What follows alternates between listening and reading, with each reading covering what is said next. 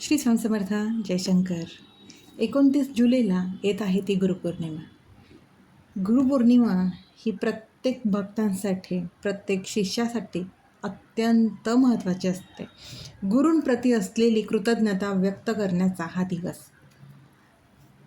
गुरुपरंपरा ही दत्त महाराजांपासून चालू झालेली आहे आणि त्यामुळेच बरेच दत्तभक्त यावेळेला गुरुचरित्राचं पारायणही करतात.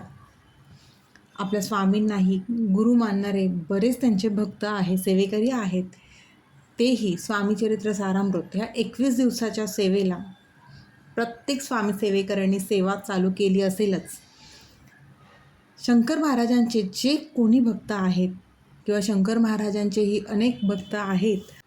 शंकर महाराज हे स्वामींचे शिष्य आणि त्यामुळेच खरं तर शंकर महाराजांनी सांगितलेलंच आहे की तुम्ही स्वामींची सेवा करा. तुम्ही माझ्या गुरूंना जपा, मी तुम्हाला जपेल. त्यामुळेच आजही शंकर महाराजांच्या मठात स्वामी नामाचा जप चाललेला असतो. निरंतर याच मंत्राचा जप स्वामींच्या म्हणजे शंकर महाराजांच्या मठात चाललेला असतो.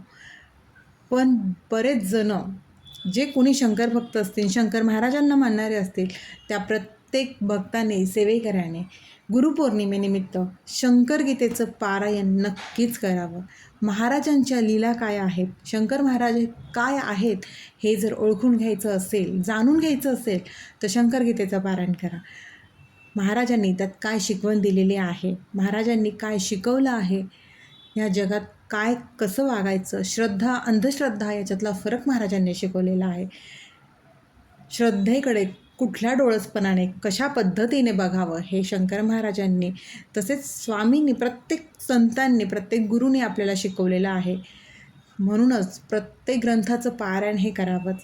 पण प्रत्येकाला प्रत्येक ग्रंथाचं पारायण करायला शक्य नसेल तर त्यांनी, शंकर महाराजांच्या भक्तांनी गुरुपौर्णिमेनिमित्त शंकर गीतेचं पारायण आवर्जून करावं. भगवद्गीतेप्रमाणेच या पारायणामध्ये या ग्रंथामध्ये 1 ते 18 अध्याय आहेत. भगवद्गीतेप्रमाणेच यामध्ये सगळा सार महाराजांनी समजावून सांगितलेला आहे आणि शंकर महाराजांनी स्वतः या गीतेची रचना केलेली आहे. शंकर महाराजांनी पुढच्या पिढीची म्हणजेच आपल्या पिढीची जे काही दिनचर्या आहे, धावपळ आहे, त्यानुसारच महाराजांनी ह्या ग्रंथाची रचना केलेली आहे. 18 अध्याय, 108 ओव्या हे महाराजांनी लिहिलेले. अक्षरशः खूप कमी वेळ लागतो ह्या पठणाला. त्यामुळेच आणि इतकी सुंदर, प्रत्येक शब्द समजण्यासारखा आहे. त्यामुळे शंकर गीतेचं पारायण खरंच मनापासून सांगते की करा. आता हे पारायण कसं करायचं आहे? हे पारायण 1 दिवसाचं आपण करू शकतो, म्हणजेच एका बैठकीत. 3 दिवसाचं, 7 दिवसाचं किंवा रोज 1 अध्याय असं करून 18 दिवस आपण ही सेवा करू शकतो. संकल्पयुक्त सेवा जर आपण करणार असाल तर साहजिकच आपल्याला ब्रह्मचर्याचं पालन करणं गरजेचं आहे. मांसाहार वर्ज्य आहे आणि एक वेळ निश्चित करणं गरजेचं आहे. आपली वेळ काय आहे हे आपल्याला प्रत्येकाला माहिती असते. त्या वेळेनुसार आपल्याला ह्या गीतेचं पारायण करायचं आहे. शंकर गीतेचं पारायण खरं तर प्रत्येकाने एकदा तरी करावं.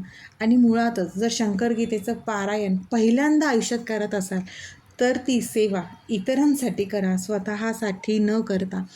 मुळात महाराज स्वतः करून घेतात त्या गोष्टी, पण शंकर गीता जर पहिल्यांदा पारायण करणार असाल तर ते इतरांसाठी ती सेवा अर्पण करा आणि मग महाराजांचं पारायण तुम्ही पुन्हा स्वतःसाठी करा. महाराज भरभरून देतात, भरभरून देतात. साधी सोपी सेवा आहे. तुम्हाला मांडणी शक्य असेल तर मांडणी करा, नसेल शक्य तर स्वामींचा फोटो, मूर्ती आपल्याकडे प्रत्येकाकडे असते, त्यांची पूजा करून महाराजांना मनोमन प्रार्थना करून सेवेला सुरुवात करावी. आणि फक्त ज्यावेळेला तुम्ही पारायणाला सुरुवात करत असाल त्यावेळेला महाराजांना बसायला आसन द्यावं, एक पाठ ठेवावा आणि महाराजांना विनंती करावी की मी तुमच्या ह्या पारायणाला सुरुवात करत आहे, तुम्ही कृपया इथे उपस्थिती ठेवा आणि माझं पारायण ऐकायला हजर राहा.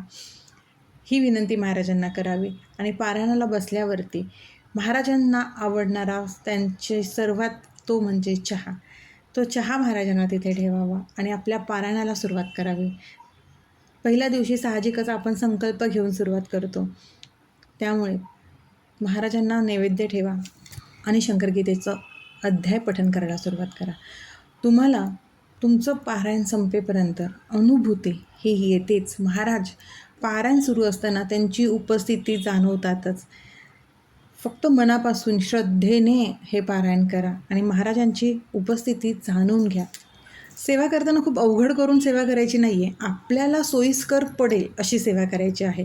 मुळातच आपला मनाचा भाव महत्त्वाचा आहे. माझ्याकडे एवढीच पूजा मांडणी करायची आहे, नाही करायची काही गरज नाही. जशी जमेल तशी सेवा करा. फक्त काही मोजक्या गोष्टी पाळा आणि मनापासून सेवा करा. महाराजांची सेवा तुम्ही दिवसभरात कधीही करू शकतात. फक्त रात्री 9 नंतर आपल्याला ही सेवा करायची नाही आहे. दुपारी 12 ते 12:30 करायची नाही, कारण 12 ते 12:30 ही दत्त महाराजांच्या भिक्षेची वेळ आहे आणि शंकर महाराज हे दत्त अवतारी आहेच. आणि रात्री 9 नंतर महाराजांच्या समाधीची वेळ असते अशी मान्यता आहे. त्यामुळे रात्री 9 नंतर कुठल्याही सेवेला शंकर महाराजांच्या सेवेला सुरुवात करायची नाही. तसेच समाप्तीच्या वेळेला ज्या दिवशी शंकरगीतेची समाप्ती असेल त्या दिवशी नैवेद्य म्हणून तुम्ही कांदा भजी, मसाले भात, लापशी आणि महाराजांच्या आवडीचा चहा, तुम्हाला जमत असेल तर तुम्ही पूर्ण स्वयंपाक, भाजी पोळी ह्याचा स्वयंपाक करूनही दाखवू शकता. अगदीच नसेल वेळ तर कांदा भजी, मसाले भात, लापशी ह्यापैकी काहीतरी नैवेद्य महाराजांना दाखवा. आणि शक्य असेल तर महाराजांच्या मठात त्यांच्या समाधीवरती एकदा डोकं ठेवून या. महाराजांची अनुभूती आल्याशिवाय राहणार नाही.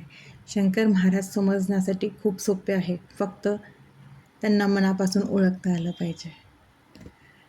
मनापासून सेवा करा, शंकरगीतेचं पारायण करा आणि खरंच अनुभव घ्या शंकर महाराजांचा. श्री स्वामी समर्थ. अशक्य ही शक्य करतील स्वामी, अशक्य ही शक्य करतील स्वामी.